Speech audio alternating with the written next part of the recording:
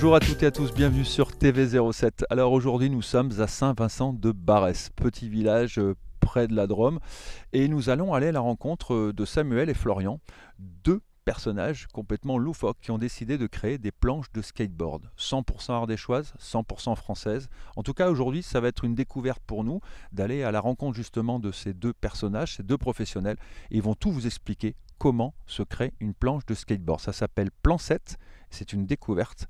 TV07 et c'est tout de suite. Voilà, nous sommes avec les deux fous en fait qui ont osé créer une société complètement quelque part, on pourrait même pas penser en Ardèche, faire des planches de skateboard. Bonjour Samuel, bonjour Florian. Bonjour. Bonjour. Merci de nous accueillir chez vous dans cet atelier, derrière l'atelier. Quelle est cette idée complètement qui peut paraître complètement folle, saugrenue, farfelue, de créer des planches de skateboard dans un pays où globalement plutôt la montagne, les graviers. Comment c'est né cette idée? Eh ben, je parle, tu parles, je commence. Eh ben, c'est une sorte de petit défi qu'on s'est lancé il y a 8-9 mois, en discutant entre potes, quoi. Savoir si on pouvait fabriquer des skateboards sur une presse que j'ai derrière, qui me sert justement à la fabrication de meubles avec la ferronnerie. Et l'idée est venue après en me mûrissant qu'il fallait utiliser du bois d'origine française et voilà, c'est parti de là, quoi. Alors l'idée, on en parlait tout à l'heure en off, l'idée c'est de, derrière ces planches de skateboard, il y a une vraie identité, il y a une vraie recherche, on va dire quelque part, il y a une éthique. C'est quoi cette éthique qu'il y a derrière? Ben, complètement, on va dire que c'est une éthique un peu circuit court. Moi je travaillais comme ça déjà dans mon entreprise de meubles.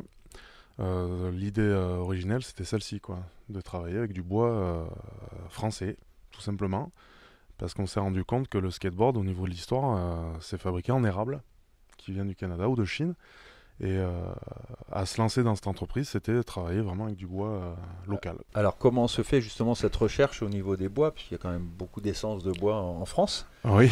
Et comment en arrive-t-on à se dire je veux telle essence, et parce qu'on en parlait tout à l'heure, mais c'est quoi, du chêne et donc Et du hêtre. et du hêtre. Et ben en fait je retombais un peu dans mes bouquins d'école, quoi. Je suis allé voir les propriétés de l'érable et voir ce qu'il y avait en correspondance en France, quoi. Et il s'est trouvé que le chêne avait les mêmes propriétés et le hêtre aussi, pour la souplesse et la rigidité, quoi. L'alliance des deux faisait qu'on pouvait retrouver les mêmes caractéristiques que l'érable. Donc rappelons-le, vous êtes à deux à avoir créé cette société qui s'appelle Plan 7. Pourquoi Plan 7? Plan 7, alors là je vais laisser Florian le faire, c'est cool, au moins il parle un peu. Tiens, merci. En fait, c'est parti d'une recherche, chacun de son côté. On écrivait des noms comme ça, et puis un soir, au début, j'avais marqué planchette. Et en fait, on s'est rendu compte que en mettant le 7, ça faisait plan 7 avec un cheveu sur la langue. Et ça nous a fait rire. Donc, il y avait ce côté, Et en plus de ça, c'était le 7 de l'Ardèche, donc c'était voilà, évidemment. c'était intéressant, quoi. Est-ce qu'il y a d'autres équivalents en France de sociétés qui se sont créées comme ça dans la planche de skate avec une vraie identité départementale, avec la même Alors, idée derrière, c'est les circuits courts, c'est travailler avec du bois français? Non, non, pas d'équivalent, ce que vous connaissez. pas avec du bois français, je crois pas, hein. Il y en a qui le font, qui fabriquent des planches, mais c'est fait avec de l'érable importé. Et ils ont pas la même éthique que nous. Alors peut-être au niveau de l'impression, après, ça va être ressemblant parce que ils vont le faire eux-mêmes, ils vont presser les planches eux-mêmes, ils vont les imprimer eux-mêmes, mais par contre ils vont pas utiliser du bois local. Donc rappelons-le, Samuel, toi tu t'occupes évidemment de toute la partie bois, C'est ça. et Florian va s'occuper de toute la partie sérigraphie. La partie sérigraphie donc, se fait quoi, en micro-série, en série, de façon individuelle? Si quelqu'un est derrière la caméra, derrière l'écran et veut acheter une planche chez vous, peut l'avoir complètement avec ce qu'il veut. Tout à fait, exactement. Alors on peut tout faire parce que là en fait on a de la sérigraphie, donc monochrome. On peut aussi faire avec du Posca, donc c'est du marqueur, et la technique du transfert photo. Voilà, donc ça on peut partir sur une personnalisation complète à la demande du client. Sinon après il y aura des micro-séries de 5 planches éditées comme ça, et et que le client pourra acheter directement. C'est combien de couches? Comment ça se fait? On verra évidemment tout à l'heure dans l'atelier, mais comment elle se réalise? Alors un skateboard, faut savoir, on n'a pas changé la technique de nombre de plis, ça s'appelle des plis en fait, des couches d'épée de bois à l'intérieur. Il y en a 7. Dans tous les skateboards mondiaux, c'est 7 plis. Il y a 7 plis de bois, et là du coup c'est en alternance, nous, du chêne et du hêtre, sur cette épaisseur. Pourquoi ça revient le skate? Est-ce que vous avez des réponses à cela? Est-ce que c'est des grandes marques qui relancent un peu l'idée? Ou est-ce qu'il y a peut-être une facilité, peut-être au niveau urbain aussi, de pouvoir circuler plus facilement peut-être?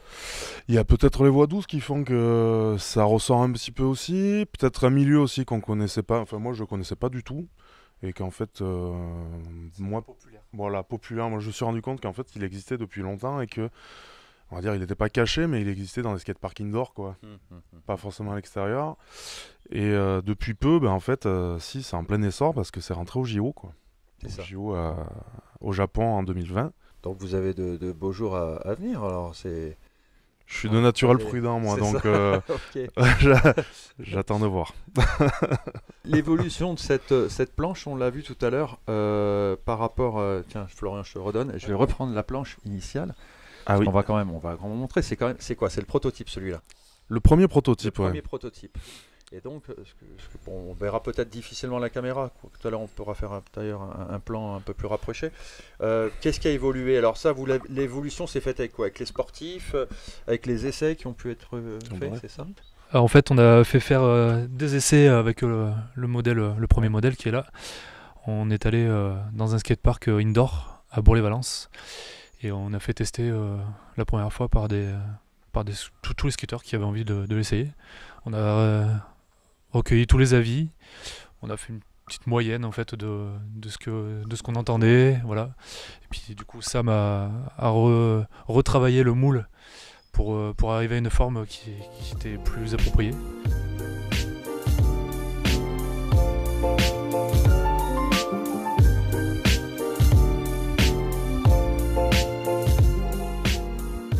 Voilà, nous sommes à présent un peu dans les coulisses. La fabrication, chose qu'on ne voit pas habituellement, il faut le reconnaître. On voit souvent le produit fini comme celui-là, mais toute la conceptualisation, la fabrication, on est dans ton atelier, Samuel. On en parlait tout à l'heure, les 7 couches de bois. Donc ce sont ces couches, ces fines couches de bois qu'on voit, hein. Ça fait combien de millimètres d'épaisseur? Alors je vais parler un peu, c'est 15 dixièmes, c'est 1,5 mm d'épaisseur, chaque pli. Chaque pli, d'accord. Donc on est sur une essence là de hêtre, et puis après donc on voit le bois différent.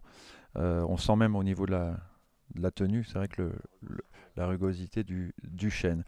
Donc voilà, donc on a les fines planches qui sont là, les 7 couches qui se mettent donc avec évidemment de la colle entre les deux. Et là, celle-là, elle a donc été moulée. Là, on est sur le produit brut. Combien de temps de séchage de la colle? Alors en moule, il faut à peu près 3 heures, et puis hors moule, après moi je compte, on va dire, 4 heures de plus. Voilà. Et après ça, je commence à découper. Ok, très bien. Et toi, combien de temps il te faut donc pour sérigraphier de façon, on va dire, personnalisée ou non, peu importe? Il faut compter environ 1 heure par planche, à peu près, avec la finition avec la pose du vinyle. Pour la protection de la sérigraphie, il faut compter 1 heure. On va aller voir la presse parce qu'il y a quand même une histoire avec la presse. Parce que tu expliquais quand même, cette presse a été fabriquée par qui? Ah, par mon grand-père. C'est mon grand-père en fait qui avait un atelier mécanique général à Aubenas. Bon, les Albonaciens connaîtront, hein, c'est Monsieur Coste, donc ils le connaissent là-bas. Et du coup, son atelier, il a fallu le vider à un moment donné. Et moi, il m'a été utile, il m'est toujours utile, cet outil, pour la fabrication des mobiliers que je fais et pour les skateboards de maintenant, enfin depuis 5 mois, quoi. Voilà, donc on est devant cette presse. Combien de tonnes elle peut justement presser? Alors, pour l'acier, on le voit, hein, il y a l'aiguille. Bon, mon grand-père l'avait bloqué à 30 tonnes, mais je pense qu'elle peut On voit. monter un peu plus haut. Bon, il n'y a pas l'utilité d'aller jusqu'au bout, hein. L'aiguille va pour aller jusqu'à 40, mais pour les skateboards, on monte à 200 kilos seulement. 200 kilos, d'accord. Alors montre-nous un petit peu le concept mâle-femelle. Oui. Donc là, on a, si tu l'enlèves, voilà. Ça, c'est disquetteur, Donc ça, c'est toi qui l'as fabriqué. Ça, c'est moi qui ai fabriqué. Ouais. Les moules qui existaient étaient en bois et l'idée c'était de les fabriquer en acier pour que ce soit plus durable. En plus de ça, on voit les modifications qu'il y a eu depuis le premier proto. Donc j'ai rajouté plein de petits morceaux un peu partout pour arriver à la dernière forme commercialisée. Et voilà le moule définitif, quoi. Donc les strates tout à l'heure qu'on voyait sont mises dessus. C'est collé en amont ou c'est collé directement là-dessus? C'est collé en amont. Je colle en amont. Je viens poser mon système de plaquage dessus. Je mets je vais le montrer. Je mets le mâle après par-dessus. Et après, je fais descendre mon vérin là, qui vient appuyer et faire le moule en pression. Voilà, 3 heures. Et ensuite, c'est démoulé. Et ensuite, c'est démoulé, ouais. Et ça sèche encore un peu 4 heures par sécurité, quoi. Ça, c'est vraiment pour moi. Parce que je pourrais découper de suite, mais je préfère garder un peu de temps. Très bien. Bon, c'est passionnant en tout cas.